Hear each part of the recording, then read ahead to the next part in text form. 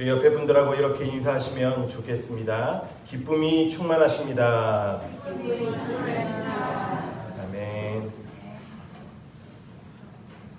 교회는 진정한 부흥을 늘 꿈꿉니다. 저만 꿈꾸고 있나요? 여러분들은 어떠세요? 어떤 게 그러면 부흥일까요? 사람이 늘어나는 게 부흥일까요?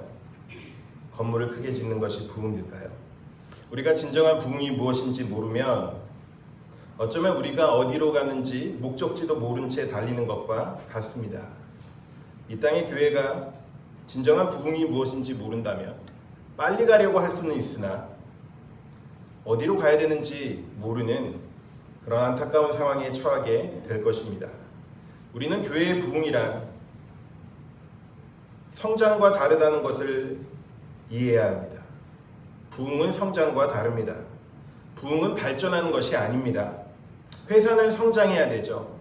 매해 성장의 목표를 잡습니다. 나라의 경제도 성장하고 발전하는 것을 꿈꾸고 그렇게 계획합니다. 그러나 교회는 성장을 꿈꾸거나 발전을 계획하지 않는다는 것입니다. 그것은 진정한 의미의 성경이 이야기하는 부흥이 아닙니다. 교회는 부흥이 목적이죠. 그래서 회사의 사원들이 모여서 우리 부흥합시다 이런 얘기를 하지 않는 이유가 국가의 경제와 또 장관들이 모여서 부흥의 계획을 세워봅시다 이렇게 이야기하지 않는 이유가 바로 그것입니다. 교회만이 쓰고 있는 독특한 용어가 부흥이라는 것입니다. 부흥은 성장도 아니고 발전도 아니라면 부흥은 무엇일까요? 부흥에 단 한 가지 목적이 있다면 그것은 리바이벌입니다. 한번 따라 하시겠습니다. 다시 살리는 것입니다. 교회는요, 다시 살리는 공동체입니다. 살리심을 입은 공동체입니다.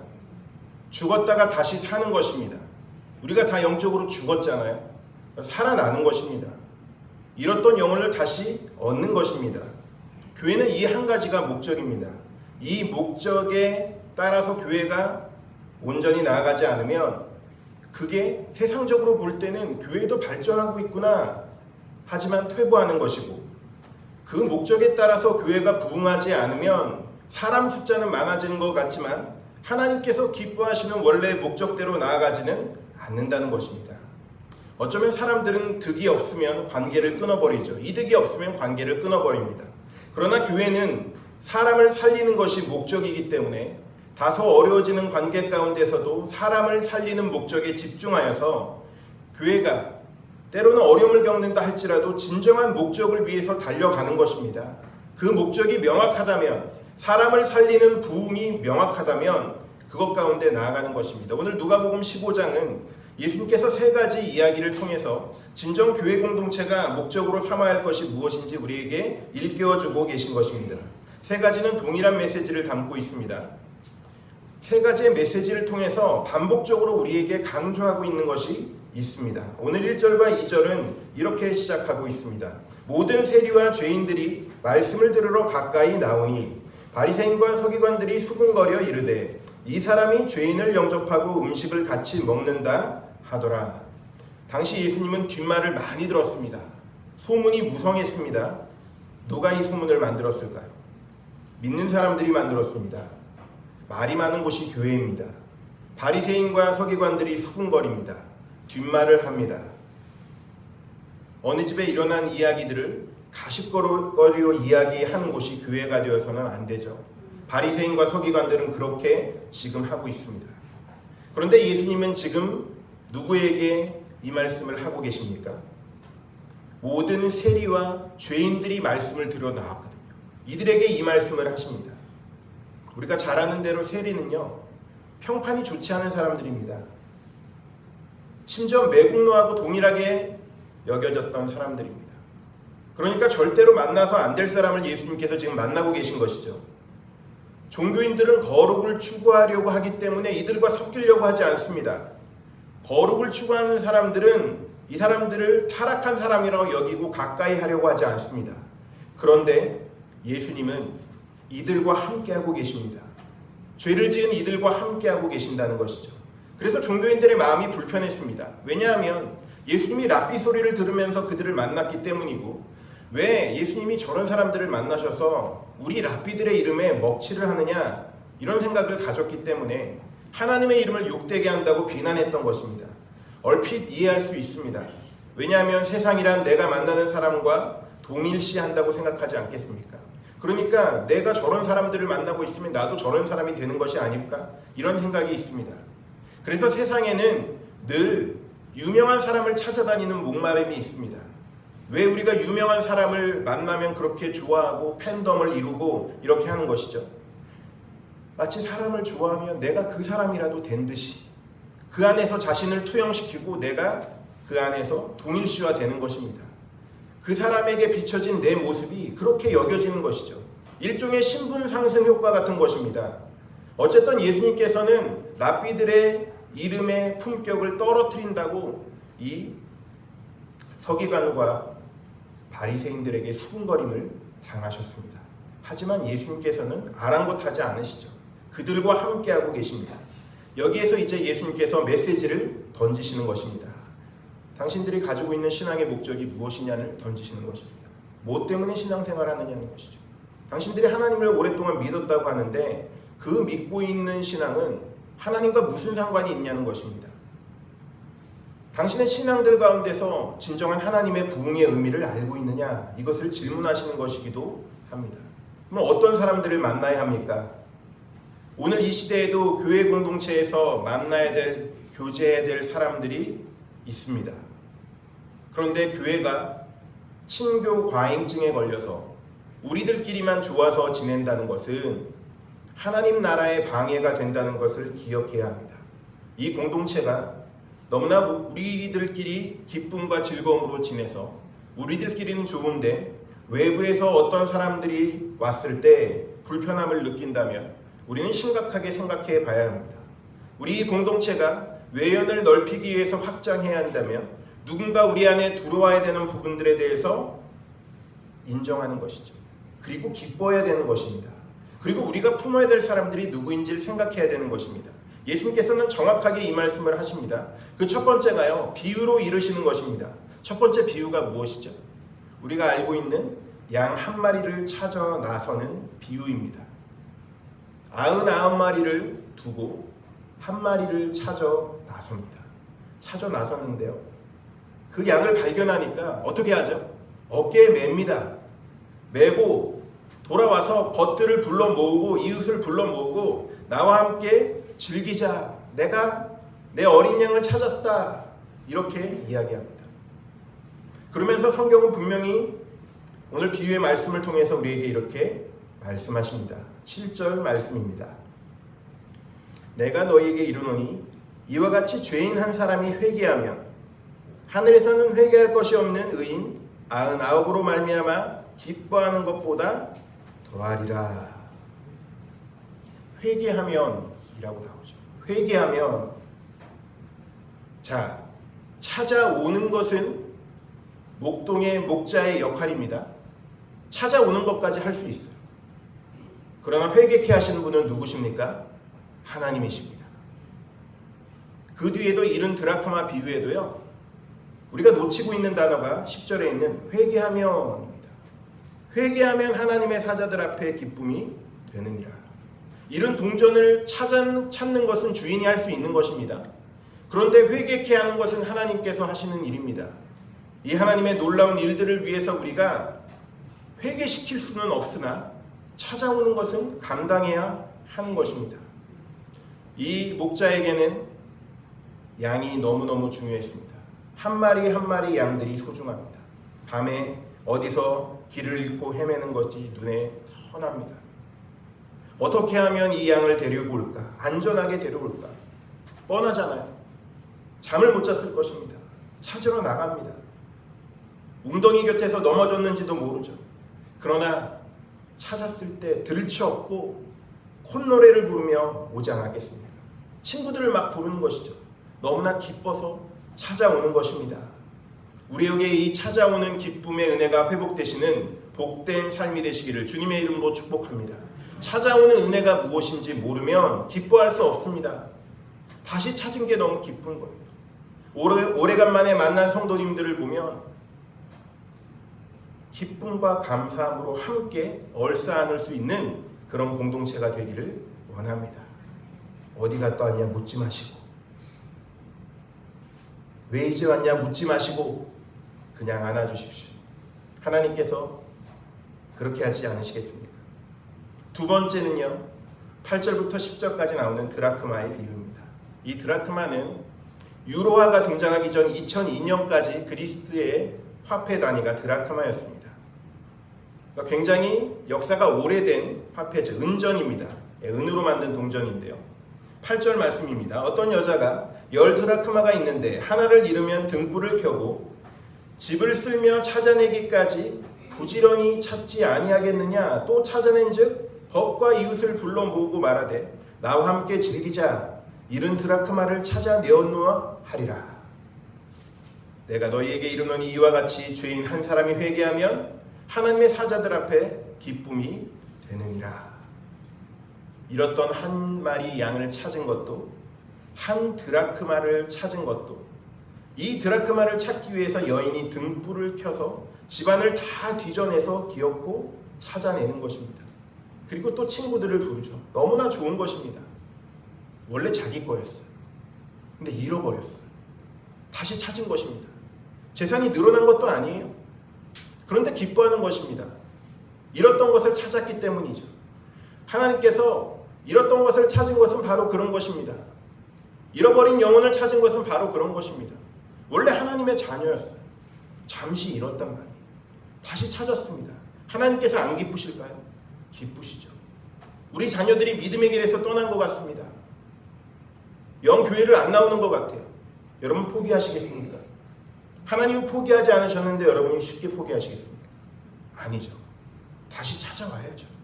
잃었던 양을 찾아야 되는 것입니다. 찾는 것이 우리들의 소명인 것입니다. 회개케 하는 거요? 그거는 신경 쓰지 마세요. 우리가 회개 못 시켜요. 그러나 하나님께서 그렇게 하실 것입니다. 찾는 것은 우리에게 물으실 거예요. 찾았느냐고 물으실 것입니다. 얼마나 찾았는지 물으실 것입니다. 끝까지 찾아야 될 것입니다. 찾아내는 것, 그것 가운데 하나님께서 주신 기쁨이 있는 것입니다. 찾아내는 것이 부흥인 줄로 믿습니다. 찾아내는 것이 다시 살리는 것인 줄로 믿습니다. 찾아내야지 회개되죠. 찾아내야지 회복이 되잖아요. 못 찾는데 어떻게 회복이 됩니까? 목이 막 메이네요. 네, 삑사리가 막 납니다. 얼마나 하나님께서 찾으시겠습니까? 우리는 그 하나님의 마음을 알 길이 없습니다. 그러나 말씀을 통해서 헤아려 볼 수 있는 것이죠. 세 번째는 탕자의 비유입니다. 우리가 너무나 잘 알고 있다고 생각하지만 놓치고 있는 말씀이 바로 이 탕자의 비유입니다. 이 배은망덕한 둘째 아들이 아버지의 재산을 다 달라고 하고 유산을 받아서 떠나죠. 다 허랑방탕하고 탕진합니다. 그런데요, 마지막에 쥐염 열매를 먹을 상황, 돼지도 먹지 않는 쥐염 열매, 돼지 우리에서 발견된 그 비참한 상황 가운데서 그가 기억했던 것은 아버지입니다. 아버지 품으로 돌아왔습니다. 그 둘째 아들이 돌아올 때 아버지의 표정은 어땠을까요?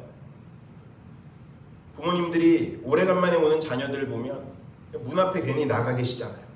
기다렸다는 거 표현하지 않으시려고 마치 안 기다린 것처럼 하면서 나가시지만 벌써 버선발로 나와 계시는 부모님을 보면 우리가 반가움을 느낄 때가 참 많습니다. 이 아들을 맞이하는 아버지의 표정이 어땠을까요?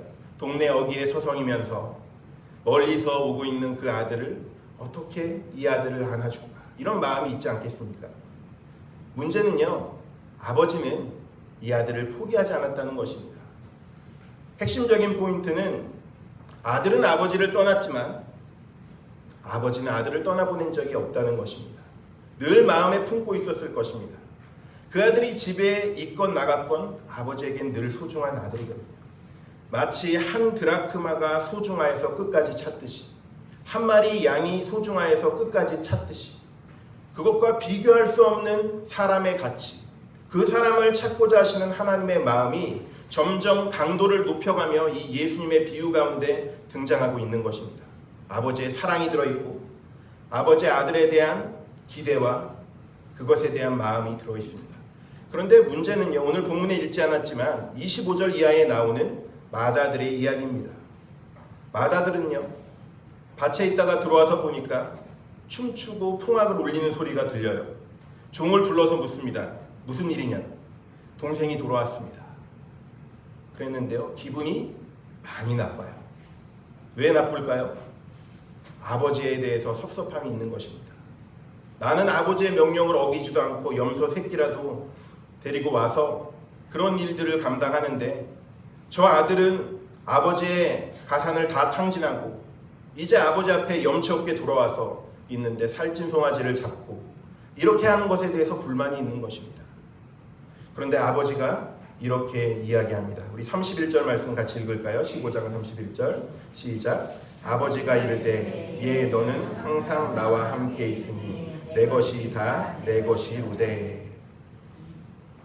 아버지와 함께 있는데 이 맏아들은 함께 있는 감사함을 모릅니다. 함께 있는 것이 참 귀한 것인데 둘째 동생만 잘해주는 아버지가 보이고 있는 것이죠. 아버지의 곁에 있으면서도 아버지의 마음을 모르고 아버지가 무엇에 관심을 갖고 있고 어디로 시선을 향하고 있으신지에 관심이 없고 그냥 동생만 미워하고 있는 것입니다. 아무 생각이 없습니다. 그리고 동생이 잔치를 벌인다고 하니까 가장 먼저 드는 생각이 무엇일까요? 저 비용이 얼만데, 저 가산 탕진하고 빈털터리가 되어 돌아온 저 동생에게 새 옷을 입히고 살찐 송아지를 잡게 하고 염소를 잡아서 나를 위해서는 염소 한 마리 잡아준 적이 없는데 화가 나고 분노하게 되는 것입니다. 그는 동생보다 돈을 더 사랑했습니다. 어찌 보면 아버지 곁에 있었지만 아버지보다 그 돈을 더 소중하게 여기고 아꼈습니다. 아버지는 동생에게 관심이 있는데 이 맏아들은 돈에만 관심이 있습니다. 그래서 섭섭했던 것이죠. 그래서 동생에게 잘해주는 것이 싫었던 것입니다.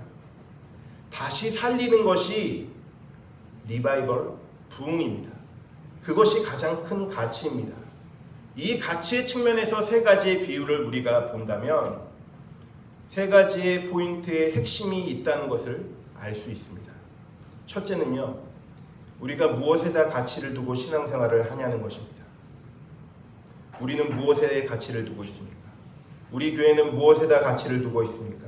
정말 잃어버린 한 마리의 양입니까? 잃어버린 하나의 드라크마입니까?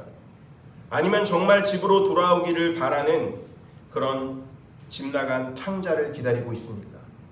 교회의 진짜 가치가 어디 있는지 한번 생각해 보십시오. 어쩌면 예수님께서 이 비유를 통해서 이 시대의 교회 가운데 물으시는 것입니다. 우리 교회 공동체 가운데 물으시는 것이고 이 땅의 교회 가운데 다 물으시는 것입니다. 너희들은 그렇게 매주 예배를 드리고 그렇게 열심히 신앙생활하는데 과연 뭘 가치 있게 생각하고 있는 것인지 물으시는 것입니다. 혹시 내 가정과 나만 중요한 것 아닙니까? 우리의 신앙이 너무나 중요해서 밖을 내다볼 여유가 없이 나만 바라보고 있는 것이 아닙니까? 이 세 가지의 비유를 통해서 정말 가치 있게 생각하는 것이 무엇인지 주님께서 물으시는 것입니다. 두 번째 우리에게 물으시는 것은 가치가 있다고 느낀다면 한번 따라 하시겠습니다. 찾으라. 찾으러 나가야 하는 것입니다. 진정 가치 있는데 왜 가만히 있습니까? 만약에요, 진짜로 금 한 덩어리를 잃어버렸다고 하면 그럼 잠 주무실 수 있겠어요? 어디서 났을까? 지갑만 잃어버려도 하루 이틀 못 자는데 그 안에 중요한 것이 있고 찾아지기를 원합니다. 기도하고. 지갑 잃어보신 적 있으시죠? 저도 지갑을 몇 번 잃어버렸을 때 하나님 앞에 간절한 기도가 나오더라고요. 뭐 그 안에 막 돈이 많아서 그런 것이 아니라 지갑이 갖고 있는 뭐 신분증이라든지 여러 가지 것들이 있잖아요. 도용될 수도 있고.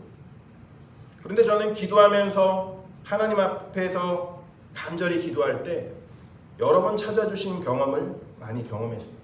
간절하게 기도하니까 주님 이런 신비한 방법으로도 응답하시네요. 그런 것들을 저는 많이 경험했습니다. 사실 이 본문을 보면서 그런 생각들이 많이 겹쳤습니다. 포기하지 않고 기도했을 때 하나님께서는 우리의 기도를 듣고 계셨다는 것입니다. 그리고 하나님께서 우리에게 물으시죠. 나도 그렇게 찾고 있는 영혼이 있다. 우리에게 물으시는 것입니다. 우리는 그 영혼들을 위해서 간절하게 하나님께 기도해야 할 것입니다. 정말 진실로 그 가치가 있다고 생각하면, 우리 자녀들이 정말 하나님 앞에 돌아오기를 원한다면, 그 믿음과 마음 가운데 회심이 일어나기를 원한다면 왜 쉽게 포기하시는 것입니까? 우리 끝까지 기도해야 되지 않겠습니까? 그게 진짜 가치가 있다면 그 마음덩어리 잃어버리십시오. 끝까지 불을 켜고 찾고 여러 군데 생각을 하면서 걸어온 길을 찾아올 것입니다. 역추적할 것입니다. 가치가 있으면 당연히 그렇게 하는 것이죠. 그런데 우리가 내려놓고 있는 것은 그 가치에 대해서 너무 약하게 생각하고 있는 것이 아닐까요? 우리가 그 가치를 재발견할 수 있기를 주님의 이름으로 축복합니다. 오늘날 교회가 정말 무엇을 가치 있게 여기고 있을까요? 교회가 보면 다른 데 정신 팔려 있는 경우들을 참 많이 봐요. 교회가 하나님이 그렇게 하라고 세우신 게 아니거든요. 교회의 제1의 사명은 무엇이죠? 한번 따라하시겠습니다. 영혼을 구원하는 것입니다. 예수님이 왜 십자가에 죽으셨습니까? 왜 십자가에 죽으셨죠? 영혼을 구원하시기 위해서, 그 죄인들을 구원하시기 위해서 십자가에 죽으신 것이잖아요. 그렇기 때문에 우리가 구하여서 반드시 찾게 되면 기쁨으로 우리가 그것들을 감당해야 됩니다. 먼저는 우리가 가치 있다고 생각하는 것에 우선순위를 정하고요. 그것 가운데 찾아 나서야 되는 것입니다. 그 가치가 우리에게 달려오는 법은 없습니다. 그 가치가 우리에게 제 발로 걸어오는 법은 없습니다. 그래서 교회에 오는 한 분 한 분의 성도님들이 다 소중합니다. 예수 그리스도를 나의 구주로 고백한 사람들이 너무나 소중합니다. 예수님이 주라는 것을 고백할 수 없는 사람들이 이 땅에 얼마나 많습니까? 그래서 주님께서는 밖을 바라보라고 이야기하십니다. 이제 눈을 밖으로 좀 돌려라 라고 말씀하시는 것이죠. 우리는 선한 사마리아의 비유를 너무나 잘 압니다. 율법 교사가 와서 이렇게 물었습니다. 누가 내 이웃입니까? 예수님께서는 선한 사마리아의 비유를 대십니다. 강도 만난 자를 이야기하시면서 레위인도 지나갑니다. 제사장도 지나갑니다. 다 지나쳤지만 선한 사마리아인이 강도를 구합니다. 강도 만난 자를 구합니다. 왜 하필 제사장과 레위인이 거기를 그냥 지나치고 돕지도 않았을까요? 우리는 신앙생활하면서 때로는 제사장이 되는 게 목표입니다. 때로는 레위인으로서 교회에 계속 있는 것이 목적입니다. 어떻게 보면 그 목적이 우리의 삶에서 이루어졌는지 모르겠습니다. 우리는 왕같은 제사장이 되었고 우리는 레위인들이 되었습니다. 교회 안에서 인정해주는 레위인이 되었습니다. 그래서 예배드린다고 이웃을 돌아볼 시간이 없다는 거예요. 그래서 그냥 지나가는 것입니다. 제사장과 레위인이 지나가듯이 그냥 지나가는 것입니다. 나는 하나님과의 약속이 더 중요합니다. 나는 예배드리는 것이 더 중요합니다. 저 쓰러져 있는 이웃은 별로 제가 관심이 없어요. 저는 찬양 인도해야 되거든요. 저는 말씀을 전해야 되거든요. 저는 맡고 있는 일이 있습니다. 안내위원입니다. 헌금위원입니다. 할 수 없습니다. 다 지나치는 것이죠. 하나님과의 약속이 더 중요하다고 생각하는 그 분 마음 가운데 이웃을 향한 하나님의 마음은 모르고 있는 것이죠. 예배 시간 맞추는데 최선을 다하고 있지만 하나님의 시선이 어디로 머무는지는 모르고 있는 것입니다. 우리들끼리 모여서 예배하는 것은 즐겁고 기쁜 것이지만 그러나 남에게 손을 내밀고 그들을 우리의 마음 가운데로 끌어들이는 것은 어려운 것입니다. 신령과 진정으로 드리는 예배는 우리의 삶으로 연결되어 있습니다. 주님 앞에서 주일 앞에 나와서 예배 드리는 것만이 예배가 아니라 우리는 삶의 예배가 얼마나 중요한지도 또 알게 됩니다. 둘 다 중요한 것입니다. 그렇기 때문에 우리끼리 모여서 예배 드리는 것은 끝이 아닌다는 것을 우리는 기억해야 합니다. 주일에 우리끼리 모여서 식사하고 헤어지는 게 전부가 아니라 정말 주변에 주님을 알기 원하는 사람들, 교회로 참아 올 수 없는 사람들, 평생 가야 교회 문턱을 넘을 수 없는 사람들을 우리가 찾아 나서야 하는 것입니다. 이제 내일부터 또 하반기에 하나님께서 우리에게 준비하신 삶들이 펼쳐집니다. 월요일부터 토요일까지 삶 가운데 적극적으로 하나님의 사랑이 필요한 사람들이 누구신지 한번 보시며 여러분 한 주를 살아보시면 어떻겠습니까? 그 이웃들이 피 흘리고 있을 것입니다. 그러면 우리는 그들을 병원으로 옮겨야 할 것입니다. 그들이 탄식하고 낙심하고 좌절해 있다면 그들과 함께 울어줘야 할 것입니다. 왜냐하면 하나님의 시선이 그곳을 향하고 있거든요. 그들이 기뻐하고 있다면 우리가 함께 기뻐하는 웃는 그런 공동체가 되어야 할 것입니다. 우리가 그들을 그렇게 섬겨야 할 것입니다.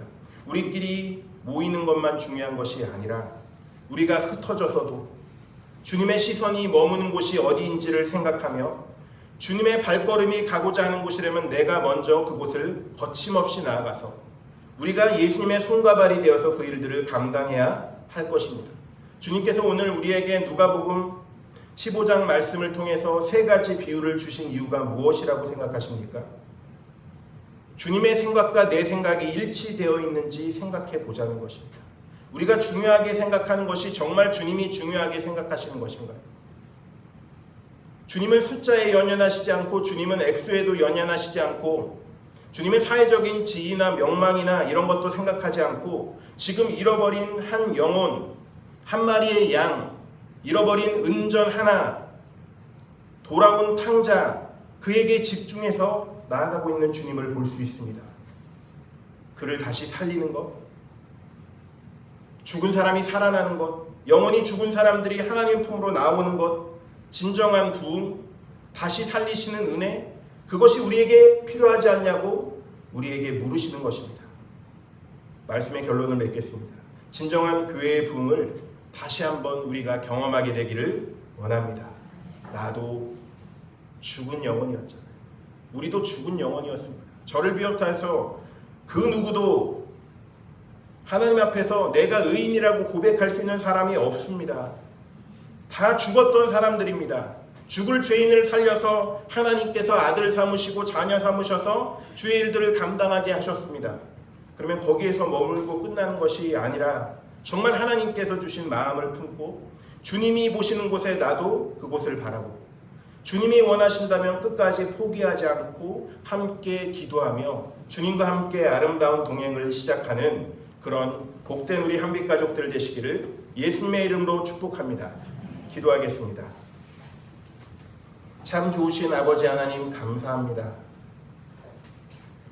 우리가 예수님이 무엇을 기뻐하시는지 그 중심을 놓치고 살아가지 않았는지, 주님 우리에게 우리 교회 가운데 우리 공동체 가운데 무엇을 원하시고 있는지 놓치고 살지 않았는지, 우리가 예배드린다 하나님 앞에 있다고 늘 교만하며 자랑하지 않았는지, 주님을 알지 못하고 아직도 주님의 품으로 오지 못하는 그곳에 시선을 돌리고 그곳 가운데 흩어져 하나님의 귀한 복된 은혜들을 나누는 믿음의 사람들 되도록 우리의 삶을 축복하여 주시고 2024년도 하반기 이제부터 시작하는 내일 하나님께서 주신 이 마음 식어지지 아니하고 끝까지 불타오르며 하나님의 귀한 은혜를 위해서 달려가며 기도하는 주의 백성들 되도록 함께하여 주시옵소서. 우리 구주 예수 그리스도의 이름으로 기도드립니다. 아멘. 찬송가 542장입니다.